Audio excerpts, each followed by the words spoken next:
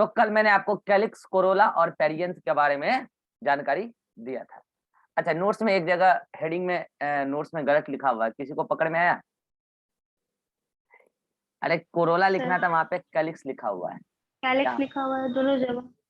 दोनों जगह लिखा हुआ है। Actinomorphic Yes, calyx sir. था और जैगोमॉर्फिक कैलिक्स। हाँ, तो इसको सही कीजिए। कैलिक्स थोड़ी जैगोमॉर्फिक। यहाँ पे कोरोला, यहाँ पे भी कोरोला कीजिए नोट्स में, ठीक है। और यहाँ पे भी कोरोला कीजिए,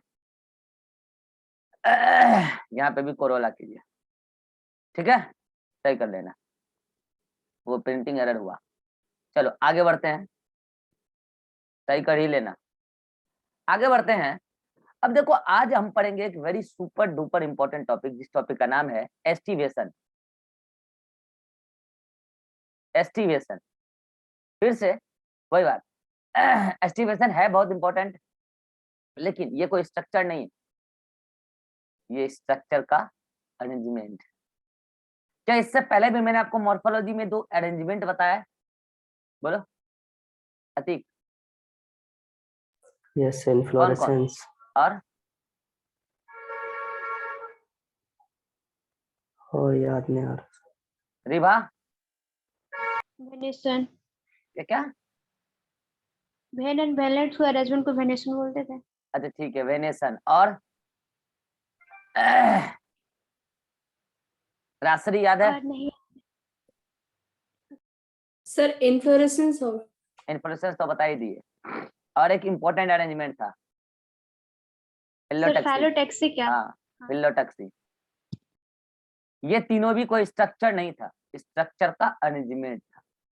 इन्फ्लोरेसेंस जब फ्लावर ग्रुप में मिलते हैं तो उस ग्रुप में फ्लावर का अरेंजमेंट किस हिसाब से, उसी को कहते हैं इन्फ्लोरेसेंस। वेनेशन क्या है? लीफ के लेमिना में वेन और वेनलेट्स का स्पेसिफिक अरेंजमेंट वेनेशन कहलाता है। फिलोटैक्सी क्या है? स्टेम के एक्सिस पर, स्टेम के ब्रांच पर लीफ किस तरीके से अरेंज्ड है, इसको फिलोटैक्सी कहते हैं। ये सब भी स्ट्रक्चर नहीं थे, स्ट्रक्चर का अरेंजमेंट था। ठीक उसी प्रकार से आज हम एक और अरेंजमेंट पढ़ रहे हैं, जिसका नाम है एस्टिवेशन। भाई आप जानते हो कि थैलेमस पे लगे होते हैं calyx, Corolla, androecium, gynoecium, carpel. तो अभी आप मतलब कि स्टेमन कार्पेल पे तो गए नहीं हो, लेकिन कैलिक्स, कोरोला तो पढ़ लिए। इवन आपने पेरियंथ भी पढ़ लिया। अब पता है आपको, कैलिक्स तो पूरा का पूरा एक होल्ड हुआ, जिसमें कई सारे मेंबर हो सकते हैं सेपल। कोरोला तक पूरा होल्ड हुआ, जिसमें कई सारे मेंबर हो सकते हैं पेटल। पेरियंथ तो पूरे होल्ड हुआ, जिसमें कई सारे मेंबर हो सकते हैं टेपल। लेकिन उसका अरेंजमेंट खास प्रकार से होता है, उसका अरेंजमेंट बड़ा स्पेसिफिक होता है। और उसका अरेंजमेंट अगर आपको स्टडी करना है तो आप फ्लावर में नहीं कर सकते, क्योंकि फ्लावर में जाने के बाद हर कैलिक्स का हर सेपल बिखर जाता है, कोरोला का हर पेटल बिखर जाता है। अगर पेरियंथ है तो उसका हर टेपल बिखर जाता है। अगर आपको उसके अरेंजमेंट का स्टडी करना है तो आप फ्लावर को स्टडी मत करो, आप फ्लावर को बर्ड स्टेज में ही ले आओ। ये कली है, कली, ये कली है, ये कली, ये कली। आप फ्लावर को बर्ड स्टेज में ही ले आओ, और बर्ड स्टेज में ही आप उसका ट्रांसफर सेक्शन कट कर दो। और ट्रांसफर सेक्शन कट करने के बाद बर्ड स्टेज में ही आप उसको माइक्रोस्कोपिक स्टडी करते हो। तो वहां पर आपको चाहे शेपल का अरेंजमेंट दिखे, चाहे पेटल का अरेंजमेंट दिखे, या फिर आपको टेपल का अरेंजमेंट दिखे, किसी का भी स्टडी आप कर रहे हो, हम आपको पेटल का पढ़ाएंगे, क्योंकि एनसीईआरटी ने भी आपको पेटल का पढ़ाया। और लगभग लगभग जैसा पेटल का अरेंजमेंट होता है, लगभग लगभग हर जगह वैसा सेपल का अरेंजमेंट होता है, लगभग लगभग। एनसीईआरटी ने आपको पेटल का अरेंजमेंट पढ़ाया, मगर definition, the arrangement of sepal और पेटल और टेपल, तीनों को ऐड करते हैं। सेपल के भी अरेंजमेंट को एस्टिवेशन कहते हैं on the thalamus in bud stage.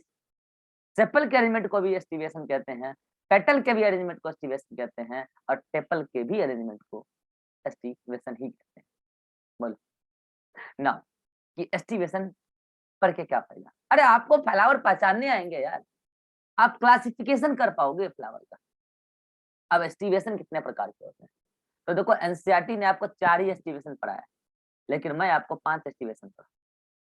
5 प्रकार के एस्टिमेशन होते हैं बच्चे, 5।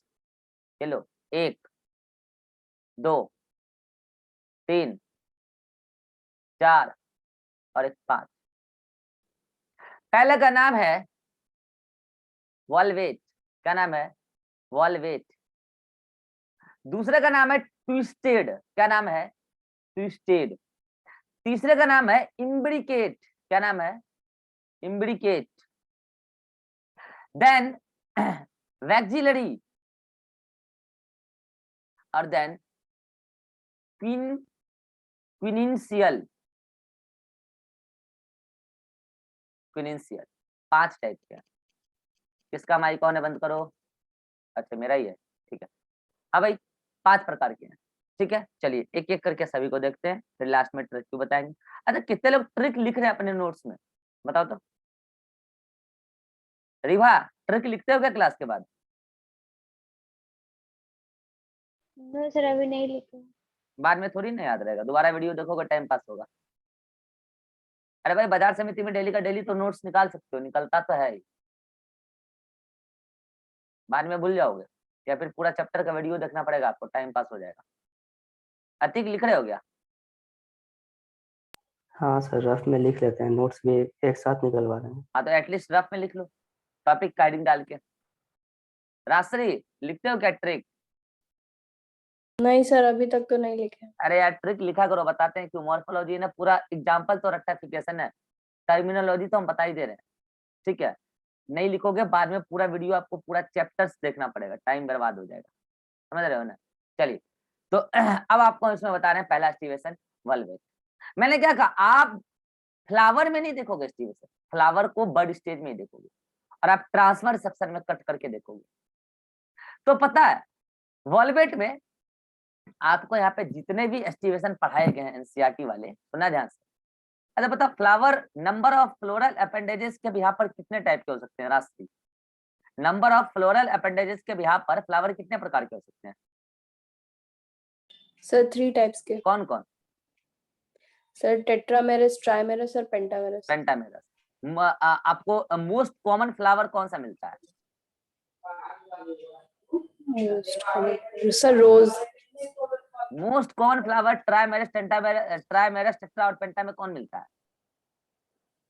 सर टेट्रामेरस है टेट्रामेरस एक ही फैमिली में मिलता है, बताए थे रोसिफेरी। और ट्राइमेरस 2 ही फैमिली में, जो मोनोकोट का फैमिली है, लिलिएसी, पोएसी। और मोस्ट कॉमन कौन था? पेंटामेरस। याद आया किसी को? ठीक है, मैं यस सर। तो आप फ्लावर फ्लोरल अपेंडेजेस के बिहाफ पर एस्टिमेशन अलग अलग देखोगे, लेकिन चूंकि फ्लावर मोस्टली पेंटामेरस होता है, एटलीस्ट वो फ्लावर जो आपकी सिलेबस में, वो एग्जांपल जो आपकी सिलेबस में, इसीलिए एनसीईआरटी ने जब आपको एस्टिमेशन पढ़ाना शुरू किया तो पहली बात तो कि वो सेपल को लेके, सॉरी पहली बात तो वो पेटल को लेके आपको स्टडी कराया। दूसरा वो ऐसे फ्लावर को लेके स्टडी कराया जहां पर पेटल की संख्या 5 थी, मतलब आपको वो पेंटामेरस फ्लावर पढ़ाया। बोलो, मतलब आपको वो पेंटामेरस फ्लावर पढ़ाया, मतलब आप 5 पेटल का अरेंजमेंट अलग अलग 5 प्रकार से देखोगे, अलग अलग एग्जाम्पल। बोलो, तो अब दिखाएं अरेंजमेंट। ये देखो, हम कह रहे हैं यहां पर इस प्रकार से फ्लावर का अरेंजमेंट है कि हर पेटल एक दूसरे को टच जरूर कर रहा है लेकिन ओवरलैप नहीं कर रहा है। समझना मेरी बात ध्यान से। मैं आपके सामने 2 पेन लाता हूं, ये देखो आपके सामने 2 पेन। मैं कहूं कि अगर ये दोनों पेन एक दूसरे को टच करे तो बताओ उसके किनारे किनारे ही ना टच करेंगे। This is touching. क्या यहाँ पे किसी प्रकार का ओवरलैपिंग हुआ है? बिल्कुल नहीं। अगर मैं कहूंगा ओवरलैप हो गया दोनों पेन, तो ऐसे दिखाऊंगा, देख रहे हो, ओवरलैप हो गया। ओवरलैप हो गया, अभी तक टच था, ओवरलैप। तो ओवरलैप में क्या होता है, 2 पार्ट एक दूसरे के ऊपर नीचे आ जाते हैं, तभी टच में है लेकिन ऊपर नीचे आके टच। और केवल टचिंग का मतलब क्या होता है कि उसके मार्जिन टच कर रहे हैं। ओके, मैं कह रहा हूं कि आप वॉल्वेट एस्टिमेशन में क्या देखोगे, पहली बात तो आप माइंड सेट कर लो, आप एक्टिवेशन पेटल को लेके पढ़ रहे हो, वो भी पेंटामेरस फ्लावर को लेके पढ़ रहे हो जो आपको एनसीईआरटी पढ़ा रहा है। अब आप यहाँ पे 5 पेटल को देखो कैसे, ये मान लो पेटल का अरेंजमेंट, और मैं आपको इसमें 5 पेटल बताने वाला हूं, ठीक है। ये रहा आपका एक पेटल, ये रहा दूसरा पेटल, ये रहा तीसरा पेटल, और ये रहा आपका चौथा पेटल। तो देखो आपको यहाँ पे कितने पेटल दिख रहे हैं? 5। कितने दिख रहे हैं? 5। 5 पेटल आपको दिख रहे होंगे यहाँ पे, बिल्कुल दिख रहे होंगे 5 पेटल। ये देखो 5 पेटल दिख रहे होंगे आपको। अब देखो ध्यान से, ये लो और अच्छे से बना देते हैं पेटल को, जैसे एनसीईआरटी ने बना रखा है। ये पेटल है, क्या पेटल है? ये देखो एक पेटल, ठीक है। फ्लोरल स्टेज में जब आप कट करोगे बर्ड को, मतलब बर्ड स्टेज में जब फ्लावर को कट करोगे तो आपको कोरोला इस हिसाब से दिखेगा, पेटल इस हिसाब से दिखेगा अरेंज। हाँ, ये हो सकता है कि उन सभी के मार्जिन एक दूसरे को टच कर रहे हो, लो ये टचिंग पोर्शन टच कर रहे हो, टच कर रहे हो, उनके मार्जिन टच कर रहे हो, या फिर नहीं भी टच कर रहे हो, ये भी हो सकता है। लेकिन ओवरलैप किसी भी हाल में नहीं होगा, नो ओवरलैपिंग। इसको पहचानने का तरीका क्या है, डायग्राम को पहचानने का क्या तरीका है? नो ओवरलैपिंग, ओवरलैपिंग किसी भी हाल में नहीं है। No overlapping of petal, petal का किसी प्रकार का कोई ओवरलैपिंग नहीं। बोलो तो क्या हो गए? देखो 5 पेटल, 5 इस प्रकार से अरे ठीक है। नाउ अब मैं आ रहा हूँ, एग्जाम्पल एक साथ ले लेंगे। अब मैं आ रहा हूँ ट्विस्टेड, नाम से ही पता क्या चल रहा है, ट्विस्टेड, ट्विस्टिंग है। हाँ भाई किस बात में ट्विस्टिंग है? आ जाओ देख लो। कह रहे हैं यहाँ पे भी 5 पेटल है, ओके, लेकिन वो पांचों पेटल एक दूसरे को ओवरलैप किया हुआ है। तो कैसे? तो ऐसे देखो, ये एक सर्कल बनाया मैंने, पहले तो मुझे 5 पेटल दिखाना है तो 5 बना ले, 1 2 3 4 1 5। मैंने क्या बोला कि 5 पेटल हैं और पांचों पेटल एक दूसरे को ओवरलेप कर रहे हैं, यानी कि हर पेटल एक दूसरे को ओवरलेप कर रहे हैं। तो कैसे भाई, कैसे कैसे कर रहे हैं? तो देख, मैं कह रहा हूं कि ये एक पेटल है, उसका एक किनारा इस फ्लोरल बड में, एक किनारा अंदर की तरफ है, ये देखो एक किनारा अंदर की तरफ और दूसरा किनारा उसका बाहर की तरफ, ये देखो ये एक पेटल, ये क्या है? एक petal, okay.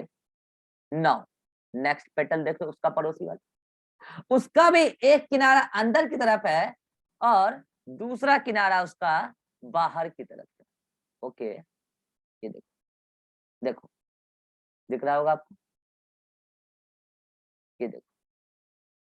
Now next petal, एक किनारा अंदर की तरफ और दूसरा किनारा बाहर की तरफ है, ये देखो।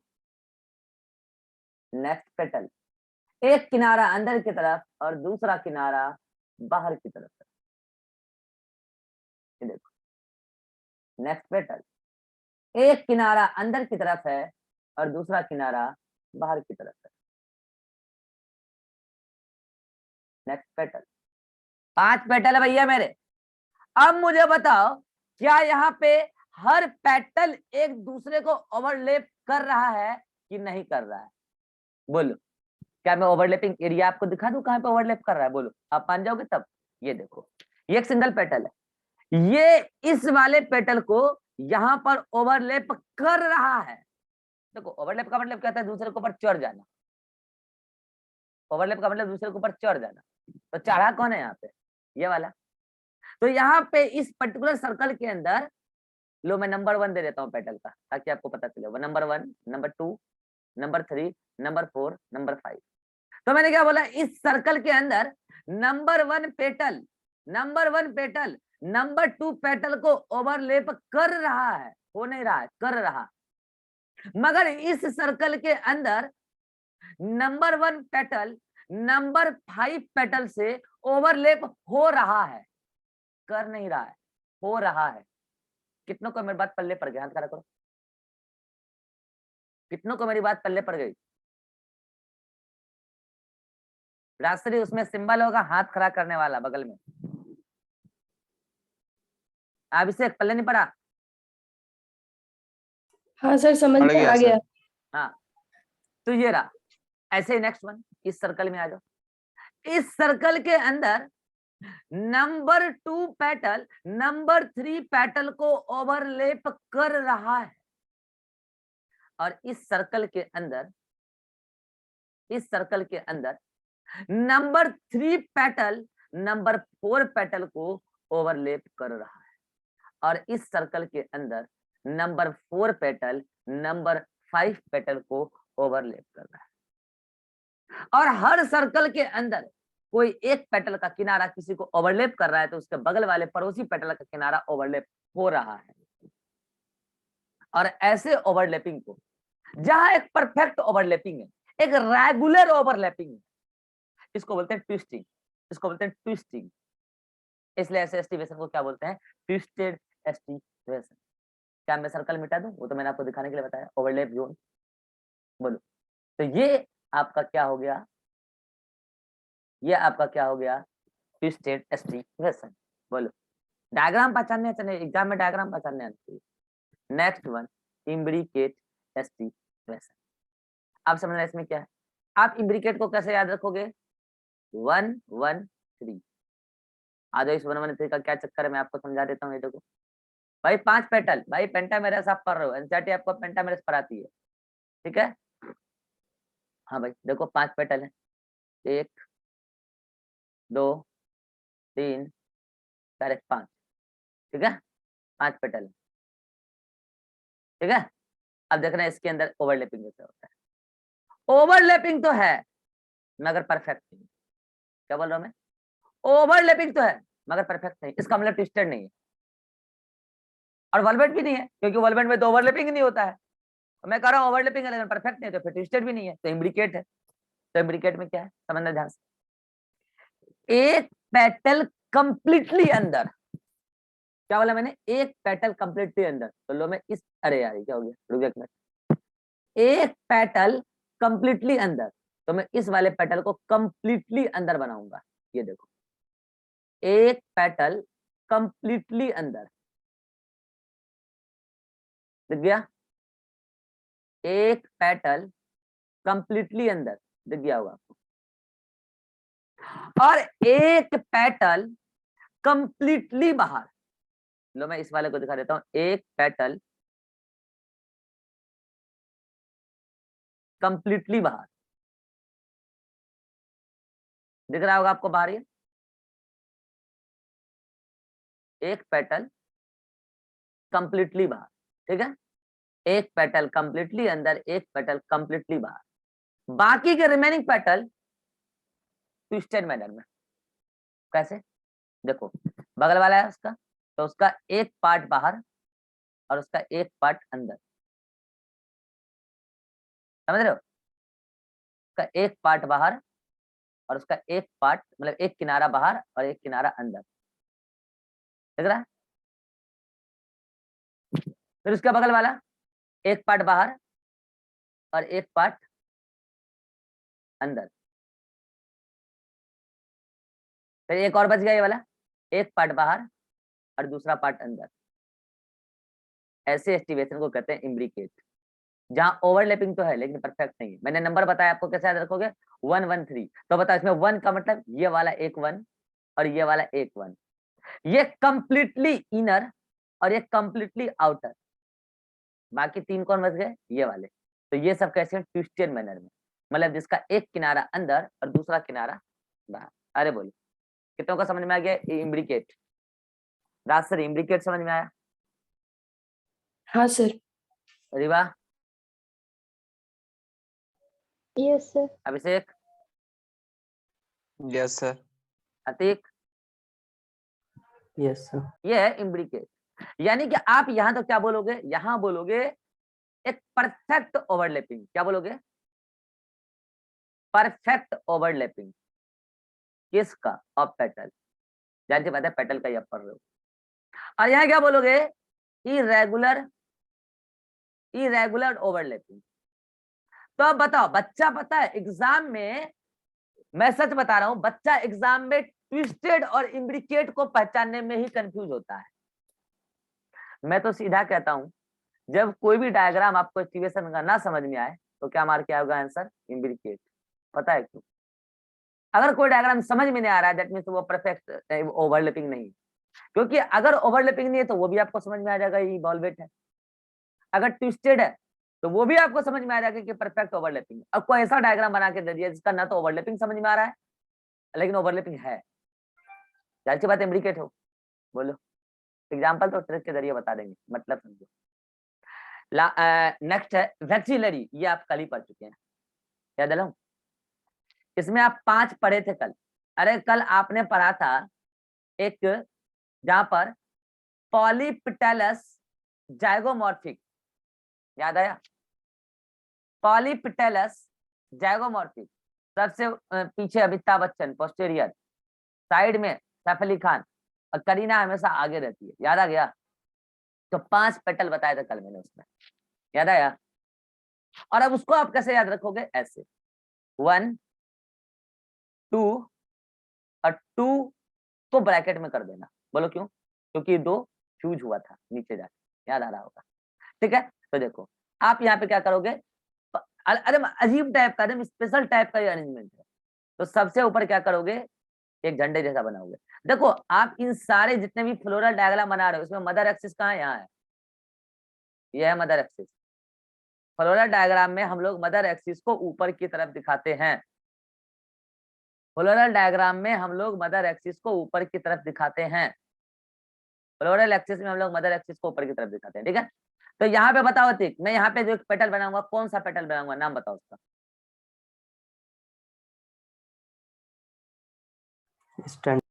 स्टैंडर्ड, जिसका एक और क्या नाम है? बोलो, इसका एक और क्या नाम है? राजश्री?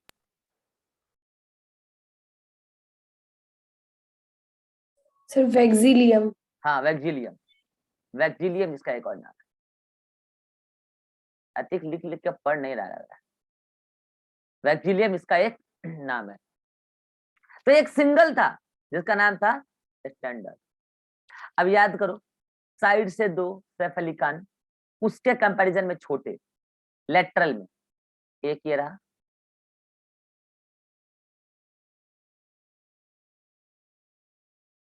और एक ये रहा,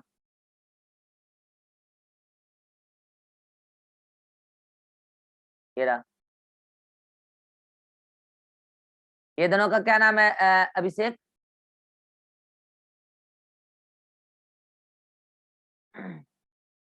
चलिए बोलो। सर ट्रिक वाला। हाँ ये ब्लू वाला, थिक वाला, क्या ब्लू वाला बोलो ना डायरेक्ट। इनका क्या नाम है बताओ, ट्रिक को बता दिए तो भी याद बता। नहीं सर। रिभा क्या नाम है? सर सैफ अली खान था। रिभा क्या नाम है इसका? Wings. क्या नाम है? विंग्स, या फिर अली। ठीक है, चलो इसके नीचे 2 और थे, उसके कंपैरिजन में और भी छोटे। ये देखो,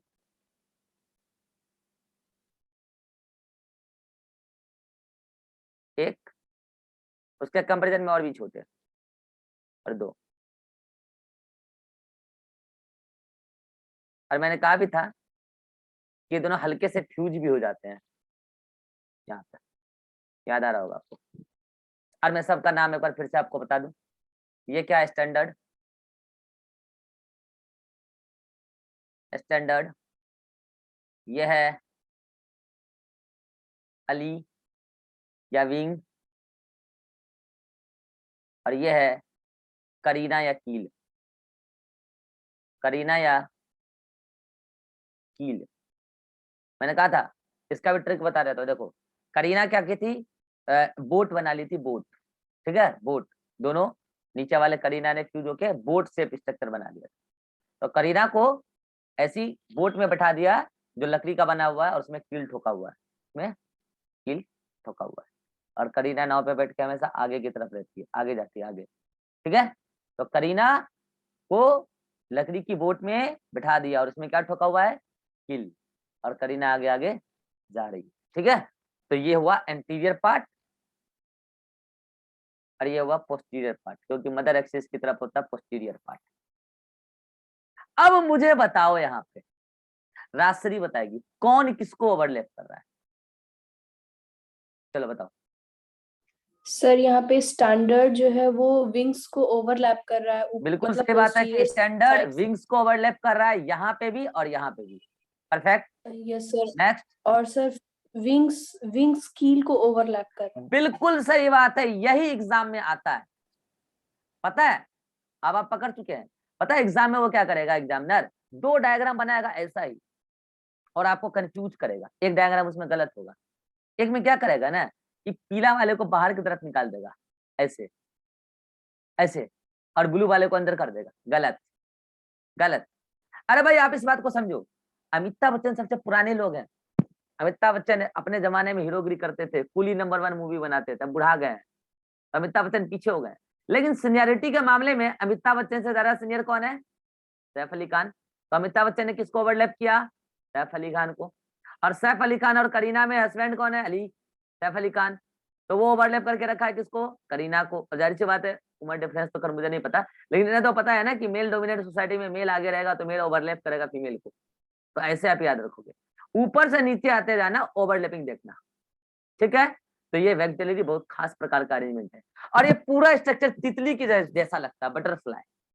वैक्टेलरी एस्टिवेशन आपको बटरफ्लाई शेप में भी दिखेगा। बोलो। लास्ट वन है ट्विनिंग सीयल। देखो ट्विनिंग सीयल को कुछ लोग मानते हैं कि ये इम्ब्रिकेट का ही मॉडिफिकेशन है। इम्ब्रिकेट में क्या होता था 1 1 3, और इसको आप याद रखोगे 2 2 1। दो कंप्लीटली अंदर, दो कंप्लीटली बाहर, एक ट्विस्टेड। क्या बोला, दो कंप्लीटली अंदर, दो कंप्लीटली बाहर, और दो और एक ट्विस्टेड। तो इसका डायग्राम ऐसे बनेगा। हालांकि एनसीईआरटी में नहीं है लेकिन फिर भी बता दे रहे हैं।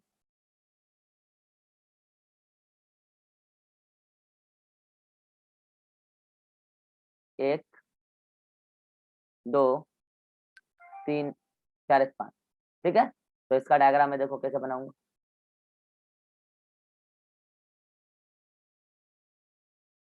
Aestivation very very important topic है, ये इस चैप्टर का सबसे इंपॉर्टेंट टॉपिक है, ये मानो।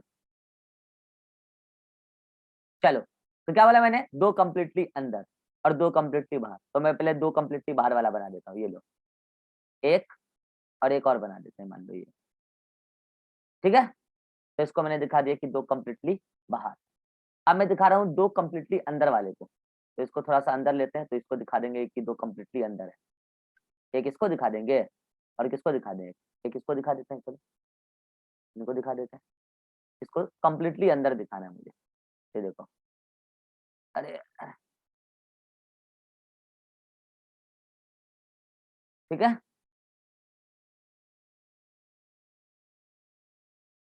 ठीक है। और एक क्या है, बाहर भी है, एक एंड उसका और एक एंड उसका अंदर है। ये क्या है, इम्ब्रिकेट।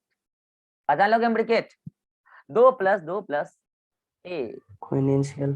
हाँ क्विनेंशियल। 2 + 2 + ए, यानी कि दो कंप्लीट अंदर, दो हालांकि क्विनेंशियल ज्यादा इंपॉर्टेंट नहीं है, लेकिन फिर भी मैंने आपको बता दिया। तो पहली बात आप ध्यान रखना, आपको जब एग्जाम में इम्ब्रिकेट और क्विनेंशियल दोनों पूछ लेगा तो वो क्वेश्चन थोड़ा सा गलत होने की तरफ जाने लगता है।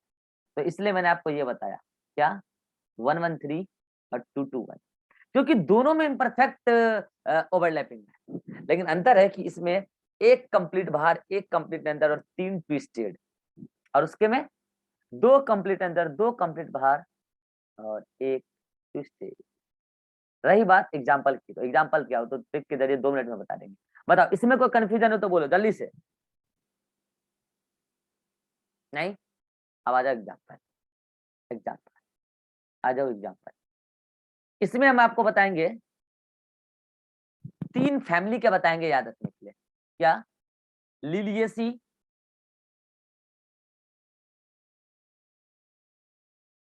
सोलेनेसी और क्रूसीफेरी। क्रूसीफेरी और सोलेनेसी, ठीक है। ट्रिक बता दे रहे हैं, रुक जाओ।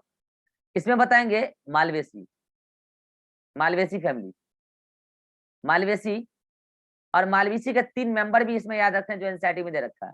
एक तो चाइना रोज, एक लेडी फिंगर भिंडी और एक कॉटन। ये तीनों मालवेसी फैमिली के मेंबर है, ये भी याद रखना है, ठीक है। इम्ब्रिकेट में आपको हम बताएंगे गुलमोहर, केजिया बताएंगे, ठीक है। वैक्सिलरी तो कल ही बताए थे यार, पोएसी। इसका फेमस 2 एग्जांपल बार बार आता रहता है, मटर, पी और बीन, ठीक है। और इसका एग्जांपल इंपॉर्टेंट नहीं है, चाहो तो याद रखना, रख लेना रेन एंड कूलर, ठीक है, हटाओ, उसका एग्जांपल उतना इंपॉर्टेंट नहीं है। चलिए अब आपको हम ट्रिक बता रहे हैं। याद है इस लड़की के बारे में पहले भी हम चर्चा किए थे। ये कौन लड़की है? अरे कौन लड़की है? ये मम्मी की प्यारी है कि पापा की प्यारी है? ये लिली बेटा है, किसकी बेटी है ये पापा की प्यारी बेटी है, याद है। ये भी मेडिकल की तैयारी कर रही थी, मन लगा के पढ़ती थी। पापा इसको बोलते थे लिली बेटा तू सो ले, तू एक दिन डॉक्टर बनेगी। कहाँ बताए थे? लिली का चर्चा कहाँ आया था? लिली को जब डॉक्टर बना रहे थे एक्टिनोमॉर्फिक, याद आया, तब आई थी ये लिली। आज उस लिली के बचपन की हम लोग बात करना चाहते हैं। जब लिली छोटी थी, बहुत बच्ची थी, 5-6 साल की थी, तब लिली हमेशा पापा के साथ ही रहती थी। पापा जहाँ भी पार्टी वार्टी में जाते थे लिली भी जाती थी। लिली बहुत छोटी थी, तो ये लिली पापा के साथ पार्टी में जाती थी और पापा पार्टी में बिजी रहते थे। लिली के लिए बोर हो जाती थी और पार्टी में खाने जाती थी लिली। और तब लिली को नींद आने लगता था, खाना खाने के बाद लिली को नींद आने लगता था और पापा कुछ लोगों से बात करने लगते थे पार्टी। तो पापा देखते थे लिली को, बेचारी को नींद आ रहा है। पार्टी में गए, शादी में गए, भोज खाने गए, तो वहां पे वॉलवेट की कुर्सी लगी रहती थी, बहुत सारी कुर्सी खाली भी होते थे। वॉलवेट की कुर्सी आती है ना, वॉलवेट की कुर्सी खाली रहती थी।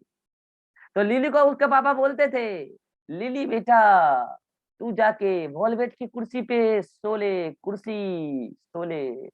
कैसी कुर्सी? वॉलवेट कुर्सी। जब लिली छोटी थी ना, तब वो पापा के साथ पार्टी में जा करती थी और पापा उसको क्या बोलते थे? लिली बेटा नींद आ रहा है, कोई बात नहीं बेटा, जा लिली बेटा सो ले। कैसा, कहाँ पे सो ले? कुर्सी पे सो ले, यहाँ बेड नहीं है बेटा, यहाँ कुर्सी है, जा कुर्सी पे सो ले। अरे कुर्सी अच्छी कुर्सी है, वॉलवेट की कुर्सी है, लिली बेटा वॉलवेट की कुर्सी पे सो ले। अरे बोलो, याद रहेगा कि नहीं रहेगा? अच्छा, अब तुम ये बोलोगे सर वॉलवेट में एस्टिवेशन कैसा है, ये कैसे पता चलेगा कि पेटल का अरेंजमेंट कैसा है? तो ये भी सुन लो, वॉलवेट के पास लिख लेना। एक बार बताओ, अपन लोग घर में ना पर्दा लगाते हैं, वॉलवेट के पर्दा नहीं आते? गार्डन वो वॉलवेट का पर्दा आता है ना, वॉलवेट का अच्छा पर्दा आता है, महंगा पर्दा आता है, ठीक है, बड़े बड़े गोडाउनों में लगा रहता है, ठीक है, सरकारी ऑफिस वगैरह में तो जरूर लगा रहता है, ठीक है। तो वॉलवेट का पर्दा आता है, ठीक है। तो उसको आप पर्दा को लगाते हैं तो पर्दा ओवरलैप कभी नहीं करता है एक दूसरे को। आप गौर से देखना, पर्दा कभी एक पर्दा दूसरे पर्दा को ओवरलैप नहीं करता है, उसका साइज ही नहीं होता कि वो ओवरलैप करता है। हाँ, वो एक दूसरे को टच जरूर करते हैं, उनके मार्जिन एक दूसरे को टच जरूर करते हैं, लेकिन ओवरलैप नहीं करता।